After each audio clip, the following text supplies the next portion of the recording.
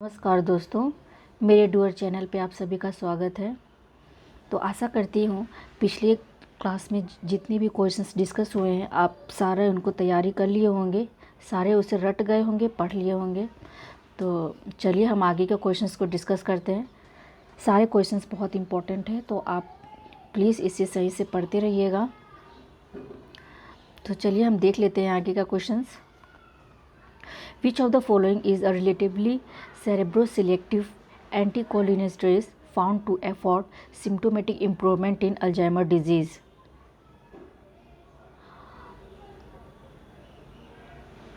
Option A, donepezil. Option B, gemfibrozil. Option C, pyridoxytigmine. Option D, pyretinol. कौन सा cerebro selective एंटीकोलिनेस्टेरेस पाया जाता है अफोर्ड करने के लिए symptomatic improvement in Alzheimer disease? Alzheimer disease में पाए जाने लिए कौन सा सेरेब्रो सिलेक्टिव एंटीकोलिनेस्टेरेस पाया जाते हैं? ऑप्शन आपके सामने है। क्वेश्चन को समझ के सही आंसर पे आप ध्यान दीजिएगा।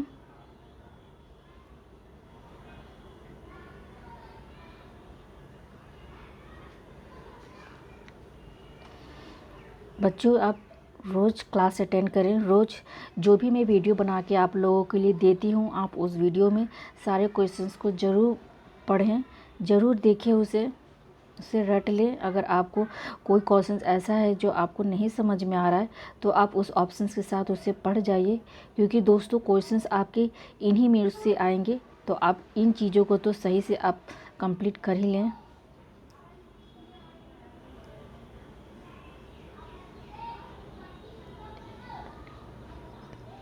तो इसका सही ऑप्शन है दोस्तों, ऑप्शन ए, डोनेपेजिल। डोनेपेजिल, option A. दूसरा क्वेश्चन देख लेते हैं। Pilocarpine reduces intraocular tension in open angle glaucoma by option A, contracting sphincter pupil. Option B, increasing tone of ciliary muscle. Option C, reducing aqueous formation. Option D, enhancing uveosacral outflow.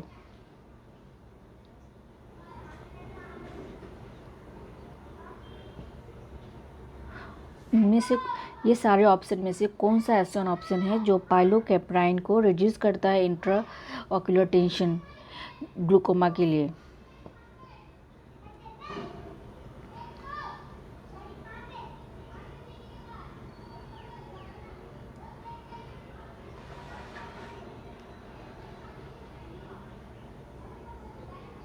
तो इसका सही option है दोस्तों, option B, increasing tone of ciliary muscle.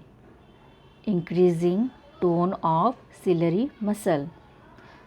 दोस्तों आप यहीं पढ़ते चलें, यहीं पे क्वेश्चंस को समझते और रटते देखते चलें।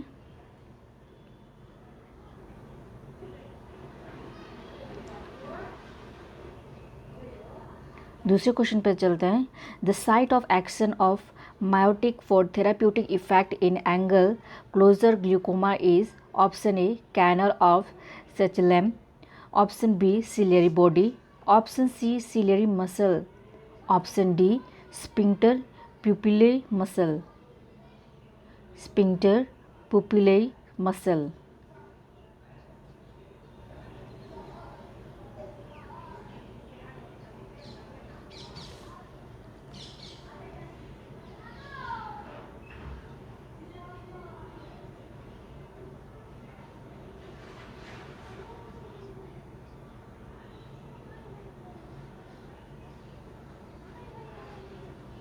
तो इसका सही ऑप्शन है दोस्तों, option D, sphincter pupillary muscle. Option D. Next question देखते हैं। Currently the first choice drug for open angle glaucoma is. Open angle glaucoma के लिए पहला कौन सा ड्रग हम चॉइस करेंगे? Option A, miotic eye drops. Option D, ocular alpha adrenergic agonist. Option C, ocular prostaglandin analogues, option D ocular beta adrenergic blockers. इनमें से कौन सा ऑप्शन सही है पहला चॉइस ग्लूकोमा के लिए?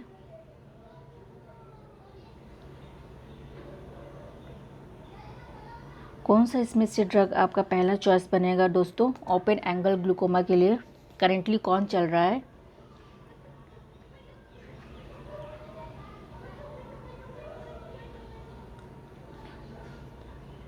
तो सही ऑप्शन है option D ocular beta adrenergic blockers. Ocular beta adrenergic blockers आपका करेंटली आज के दिनों में ये पहला चॉइस है ओपन एंगल ग्लूकोमा के लिए। तो दूसरा क्वेश्चन देख लेते हैं। Timolol eye drops are preferred over pilocarpine eye drops by glaucoma patients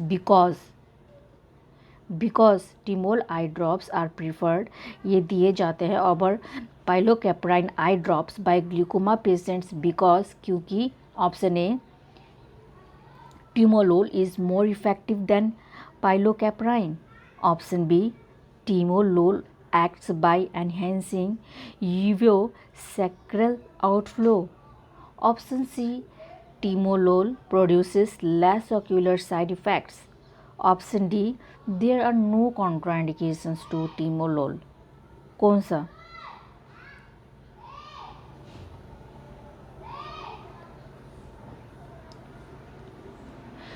क्यों? why timolol eye drops are preferred?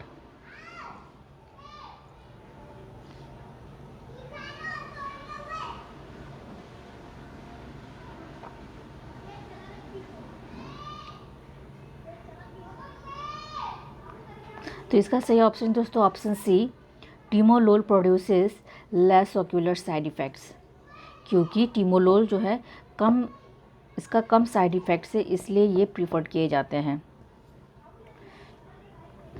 Next दूसरा क्वेश्चन देख ले। Beta adrenergic blockers lower intraocular tension by, beta adrenergic blockers lower intraocular tension by, option A down regulating adenyl cyclase in ciliary body through reducing activation of beta 2 adrenoreceptors, option B constricting ciliary blood vessels, option C blocking adrenergic action on tetrabecular meshwork, option D reducing aqueous formation unrelated to beta adrenoreceptors medication।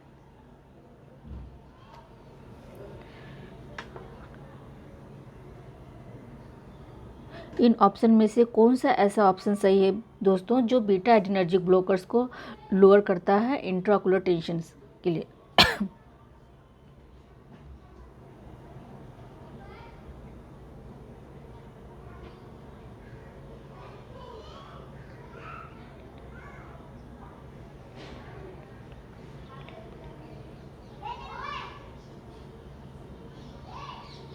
तो इसका सही option है दोस्तों option A, option A low down regulating adenyl cyclase in ciliary body through reduced activation of B2 adrenoreceptors, option A सही है।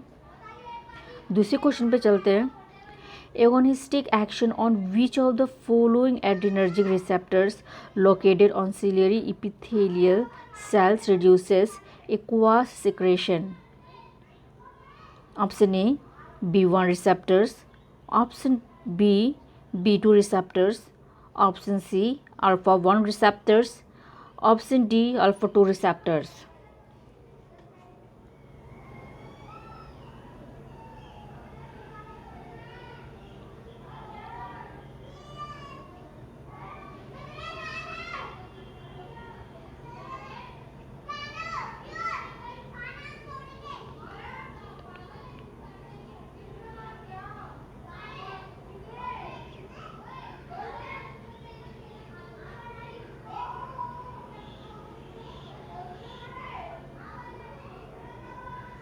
तो इसका सही ऑप्शन दोस्तों ऑप्शन डी अल्फा 2 रिसेप्टर।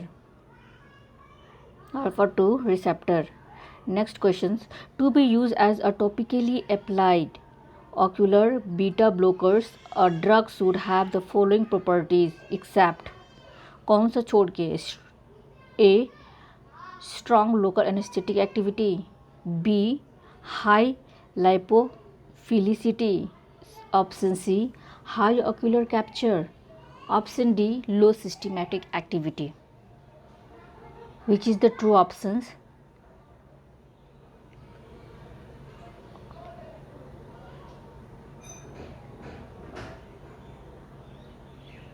तो इसका सही आंसर है option A, strong local anaesthetic activity. Strong local anaesthetic activity, option ए.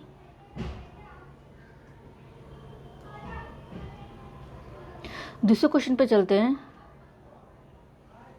बेटा ऑक्सोलोल differs from timolol in that is. Option A is a beta 1 selective blocker. Option B is more efficacious in glaucoma. Option C produces less ocular side effects. Option D is longer acting. कौन सा differ है दोस्तों, आप बताओ.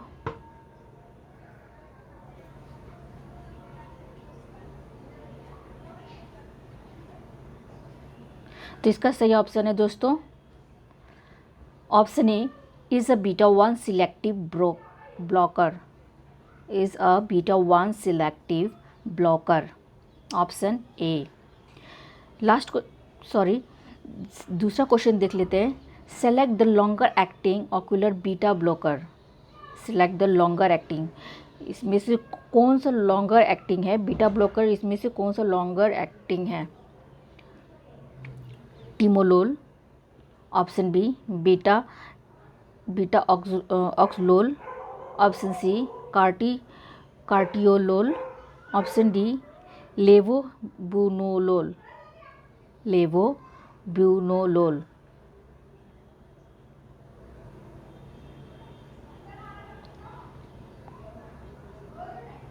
तो सही option है option D levobunolol. Levobunolol is the longer acting ocular beta blocker.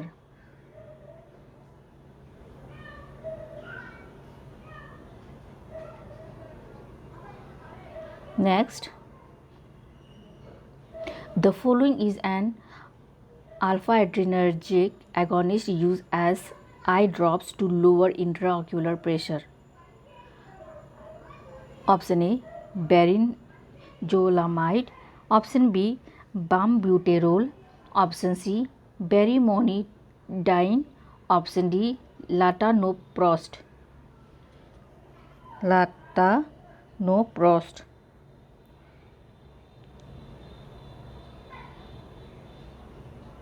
इसमें पूछ रहा है दोस्तों, इनमें से कौन है जो अल्फा 2 एड्रीनर्जिक एगोनिस्ट के लिए यूज़ होता है eye drop to lower intraocular pressure.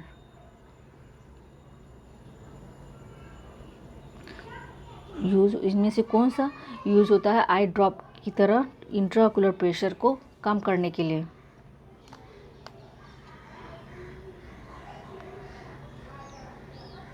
तो इसका सही ऑप्शन है option 3 बेरीमोनाइडाइन.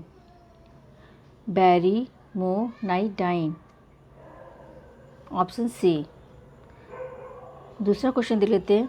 Which of the following is a pro drug of adrenaline used topically in glaucoma. Option A berimonidyne. Option B DB-warfarin. Option C phenylpropanolamine. Option D dorzolamide.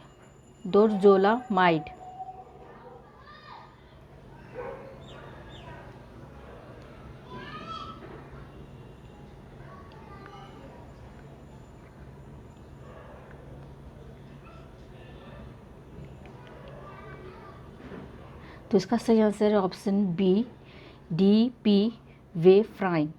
Option B DP-warfarin. Option B. दूसरे question पे चलते हैं. Epra-clonidine is a clonidine congener which is used option A to suppress opioid withdrawal syndrome, option B to suppress menopausal syndrome, option C as analgesic, option D to reduce intraocular tension.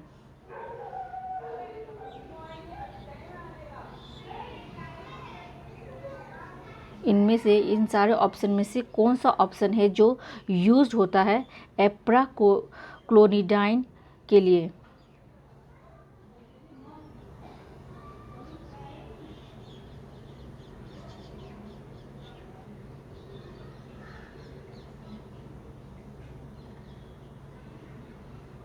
Option D to reduce intraocular tension. सही option है to reduce intraocular tension.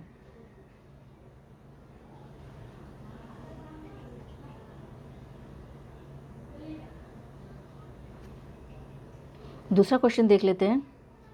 डोरजोलामाइड is a option A topically applied ocular carbonic anhydrase inhibitor, option B second generation sulfonyl urea hypoglycemic, option C topical sulfonamide antibacterial, option D luminal एमेबाइसाइड।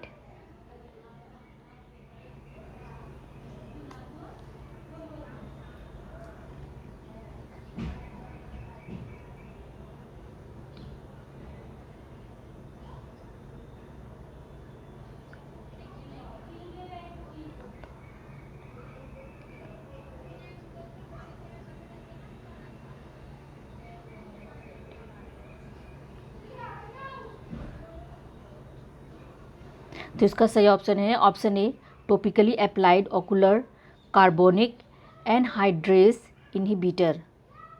Topically applied ocular carbonic anhydrase inhibitor. Next question देख लेते हैं। Choose the correct statement about latanoprost. Option A it is a PGF2 alpha derivative used in glaucoma, option B it is a selective alpha 1 blocker used in benign hypertrophy of prostate, option C it is a 5 alpha reductase inhibitor used to reduce the size of enlarged prostate gland, option D it is a PGE2 analog used intravaginally for cervical priming। तो इसका सही option है option A it is a PGF2 alpha derivative used in glaucoma।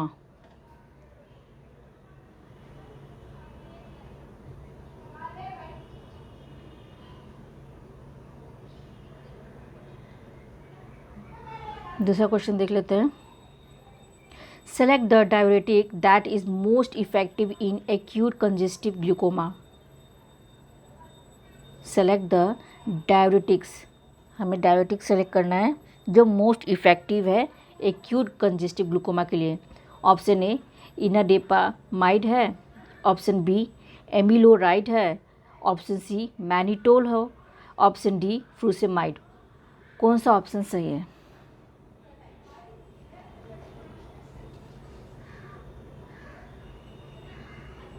Mannitol, option C mannitol is the diuretic that is most effective in acute congestive glaucoma, mannitol, option C। next question, neostigmine is beneficial in cobra envenomation because, option A it binds to and inactivates cobra toxin, option B it reverses coma due to cobra toxin, option C it counteracts the cardio-depressant action of cobra toxin, D it antagonizes the paralyzing action of cobra toxin।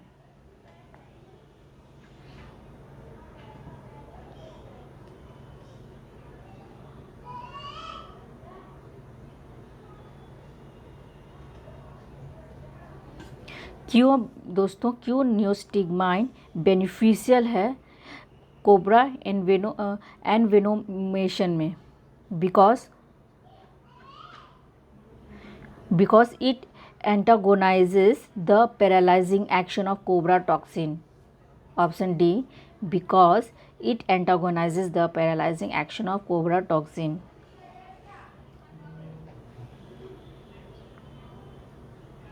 Next, a suspected case of poisoning has been brought to the casualty with weakness, fainting, involuntary passage of urine and stool, profuse sweating, salivation, watering from nose and eyes. His pulse is 120 per minute, low volume, BP is 90/60 mmHg, respiration shallow, pupil constricted, muscle flabby with occasional fasciculation. Which is the most likely type of poisoning? Which is the most likely type of poisoning? Option A, belladonna. Option B, barbiturate. Option C, anticholinesterase. Option D, diclofenac. Which type of?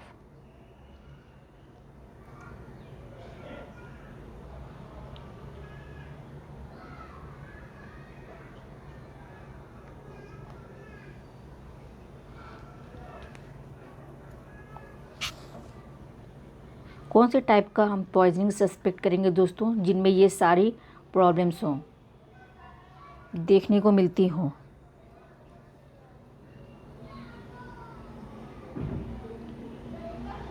सही option है option सी, एंटीकोलिनेस्टेरेज।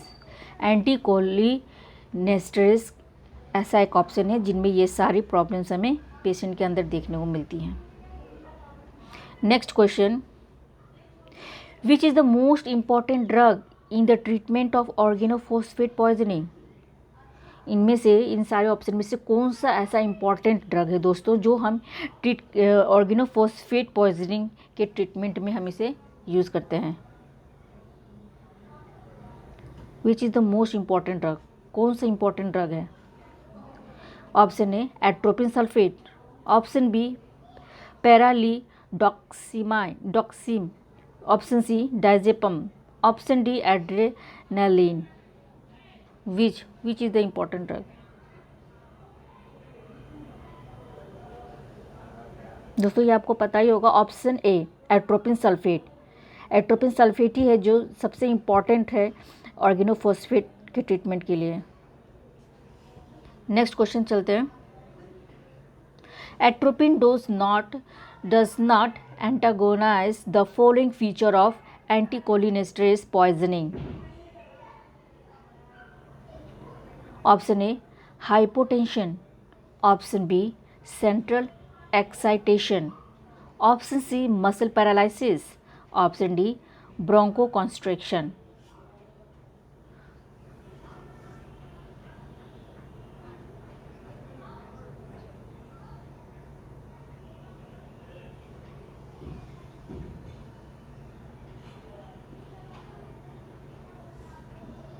इसका सही option है option C, muscle paralysis.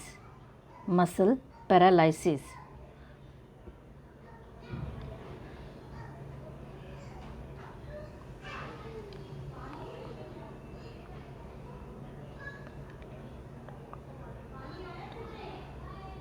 Next question देख लेते हैं। Pralidoxime can reactive cholinesterase enzyme that has been inactivated by? Option A, carbamate anticholinesterase. Option B, organophosphate anticholinesterases. Option B, both carbamate and organophosphate anticholinesterases. Option D, reversible anticholinesterases. Which is reactive?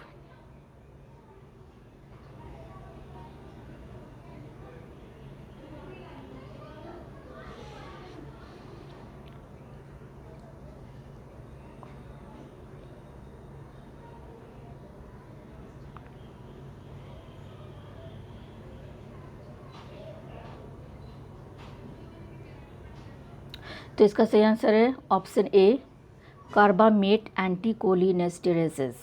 Option A.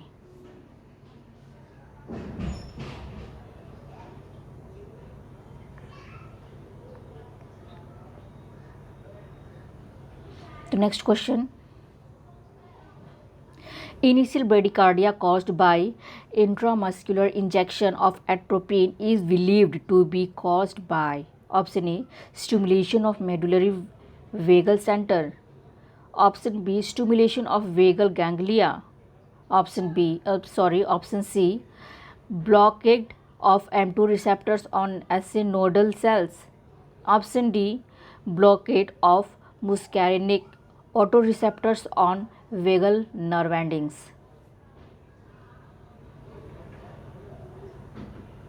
कौन सा इनमें से cause करता है intramuscular injection of एट्रोमिन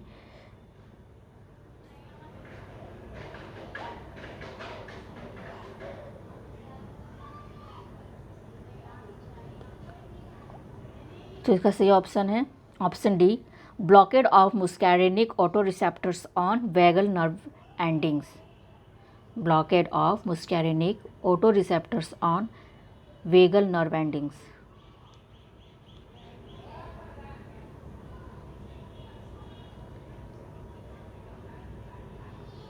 next question, atropine does not exert relaxant and antispasmodic effect on the following muscles, option A intestinal, option B ureteric, option C bronchial, option D laryngeal।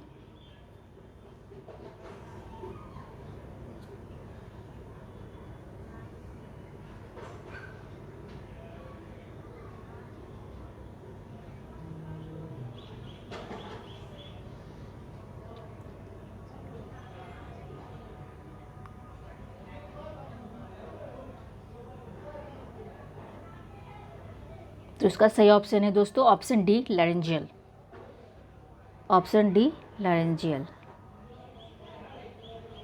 Next question, atropine produces the following actions except, atropine produces the following action except, कौन सा छोड़ के atropine produce करता है अपना actions, tachycardia में option A tachycardia, option B mydriasis, option C dryness of mouth में, option D urinary incontinence. किस में एट्रोपिन अपना एक्शन प्रोड्यूस करता है?